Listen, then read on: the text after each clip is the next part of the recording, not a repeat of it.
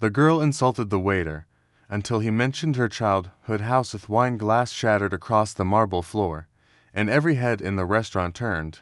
"Are you stupid?" Victoria's voice sliced through the elegant silence. "I asked for white wine. Does this look white to you?" The waiter stood frozen. His name tag read Daniel.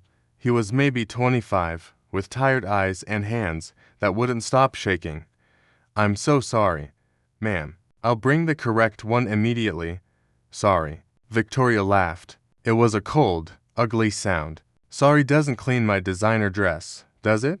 Her friends at the table giggled. They were all wearing diamonds. They were all watching Daniel like he was entertainment. Victoria leaned forward. Her blonde hair fell perfectly around her face. Her lips curled into a smile that held no warmth. "Let me guess," she said slowly. "High school dropout. Couldn't get a real job? Is this what failure looks like?" Daniel's jaw tightened, but he didn't respond. He simply bent down and began picking up the broken glass with his bare hands. "Don't cut yourself," Victoria added. "I don't want to see poor people blood on my floor." More laughter from the table. The restaurant manager rushed over. "Miss Sterling, I am so sorry. Daniel is new. Please, your entire meal is on the house." Victoria waved her hand. "Fire him. That's the only apology I'll accept." The manager hesitated. Daniel looked up from the floor, a piece of glass still in his hand. For the first time, their eyes met, and something strange happened. Daniel didn't look scared anymore. He didn't look angry. He looked like he was remembering something. "Your last name is Sterling," he said quietly. Victoria frowned. "Obviously. Everyone knows who I am. Sterling," Daniel repeated. He stood up slowly. "You grew up on Maple Street, didn't you? House number 114. The one with the blue door and the broken fence that never got fixed." Victoria's face went pale. The laughter at the table stopped. "How ... double quotes," she whispered. "How do you know that?" Daniel didn't answer. He just turned and walked toward the kitchen, and Victoria's hands began to shake. Victoria pushed back her chair. Her heart was pounding. "Excuse me," she muttered to her friends.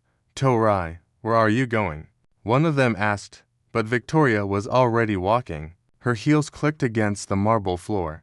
Faster and faster, until she pushed through the kitchen doors. The cooks looked up in surprise. Victoria ignored them all. Her eyes scanned the room until she found Daniel, standing near the back exit, untying his apron. "Hey," she shouted. "Stop." Daniel turned around. His face was calm, but his eyes held something deep, something that made Victoria's stomach twist. "How do you know about that house?" Victoria demanded. "Nobody knows about that house. I made sure of it." Daniel folded his apron slowly. "You made sure of it," he repeated. "You changed your last name. You moved across the country. You erased every photo, every record. You even stopped talking to your own mother." Victoria's breath caught. "Who are you?" "My name is Daniel Reed." The name hit her like a truck. Reed. She knew that name. She had tried so hard to forget it, but it was burned into her memory, into the walls of that tiny house on Maple Street. "Reed," she whispered. Like Marcus Reed?" Daniel nodded slowly. "My father." Victoria's legs felt weak. She grabbed the edge of a counter to steady herself. Marcus Reed, the man who had saved her family, the man who had given everything when they had nothing, the man who had disappeared from her life when she was just 9 years old. "Your father," Victoria said. Her voice cracked. I heard he died." "He did," Daniel said. 3 years ago. He worked himself to death in a factory, trying to pay off the debts he took on. Debts he never should have carried." Victoria's throat tightened. "What debts?" Daniel stepped closer. His eyes were wet now, but his voice stayed steady. "The debts he took on to save your family. The debts he never got paid back for." The kitchen was completely silent, and Victoria finally understood. 20 years ago. Victoria Sterling was not Victoria Sterling. She was Vicky Morgan, a skinny little girl with messy hair and shoes with holes in them. She lived in a falling-apart house with a blue door and a broken fence. Her father had lost his job. Her mother was sick, and every night they ate rice and beans because that was all they could afford. Then the eviction notice came. Victoria still remembered her mother crying at the kitchen table. She remembered her father pacing the floor, muttering about banks and payments and a world that didn't care about poor families. They had 30 days to leave. But on day 29, a man showed up at their door. His name was Marcus Reed. He was their neighbor, quiet man who worked at the hardware store down the street. He wore old jeans and a flannel shirt, and he always waved to Victoria when she walked to school. "I heard about your troubles," Marcus said to her father. "I want to help."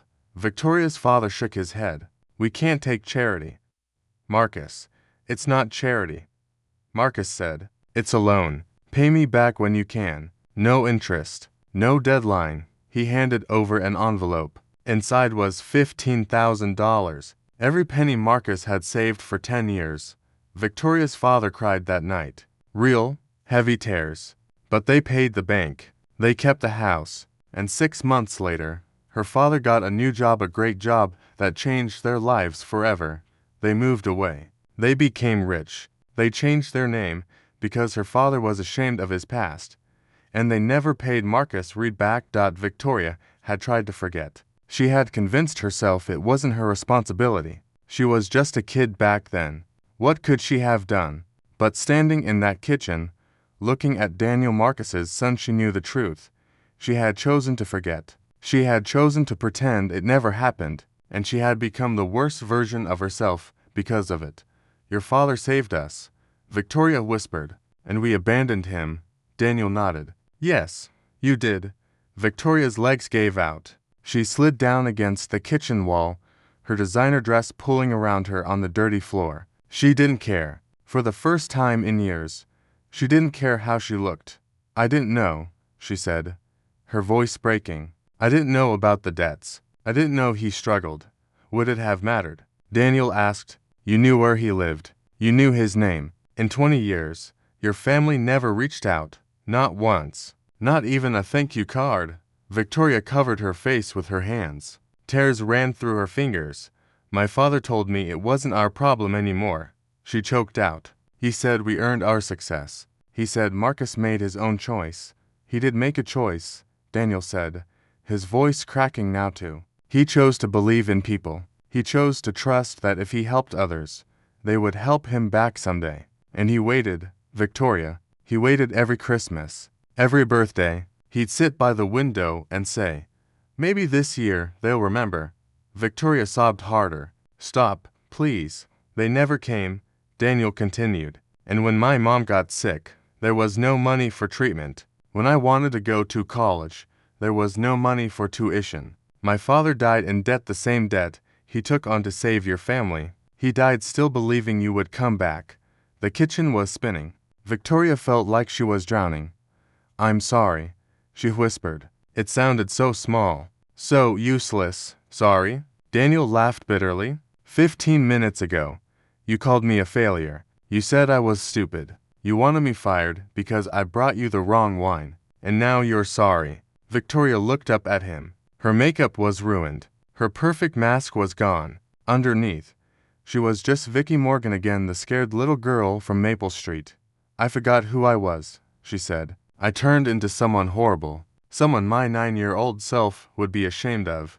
Daniel stared at her for a long moment. Then he said something that broke her heart completely. "My father never forgot you, Victoria. Even at the end," he said. "Tell Vicky I'm proud of her. He still believed you were that sweet little girl who used to wave at him from her porch." Victoria's whole body shook with sobs. The kitchen door opened. Victoria's friends peeked in, confused and annoyed. "Torai, what are you doing on the floor?" Victoria didn't answer. She slowly stood up, wiped her face, and turned to face them. Her eyes were red. Her dress was stained. She looked nothing like the polished queen who had walked in an hour ago. "Leave," she said to her friends. "What?" One of them laughed nervously. "Torai, you can't be serious." "I said leave. All of you.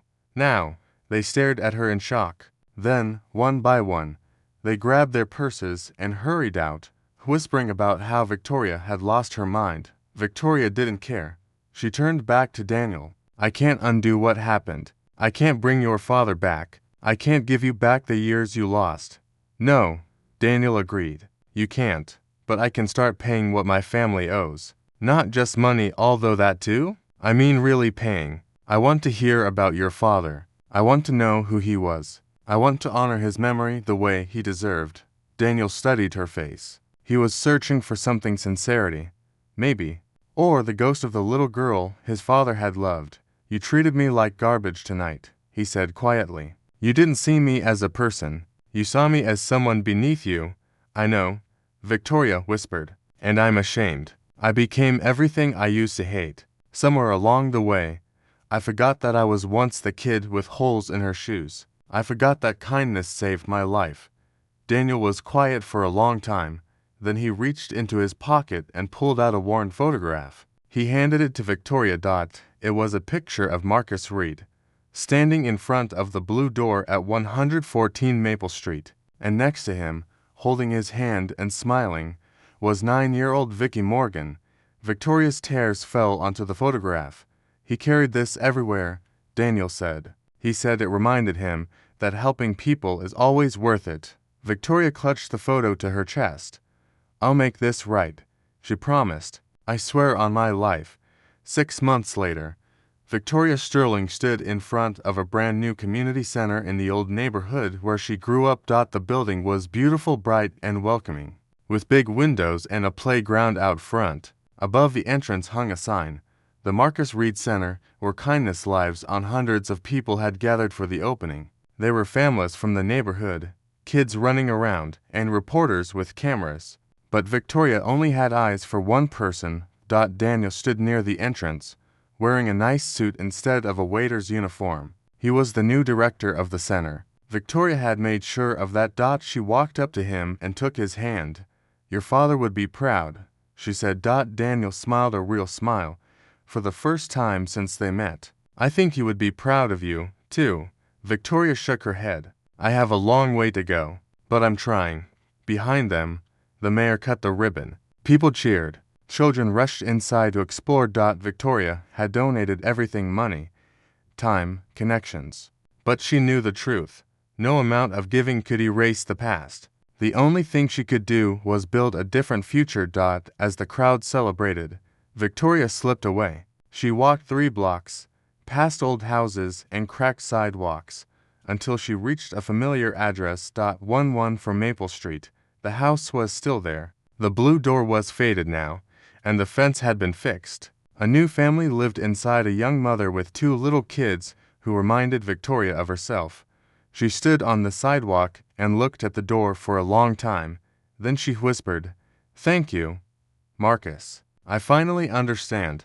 Kindness isn't about getting something back. It's about planting seeds you might never see grow." Marcus Reed planted a seed 20 years ago, and even though he never saw the tree, it was finally blooming. Victoria turned and walked back toward the community center.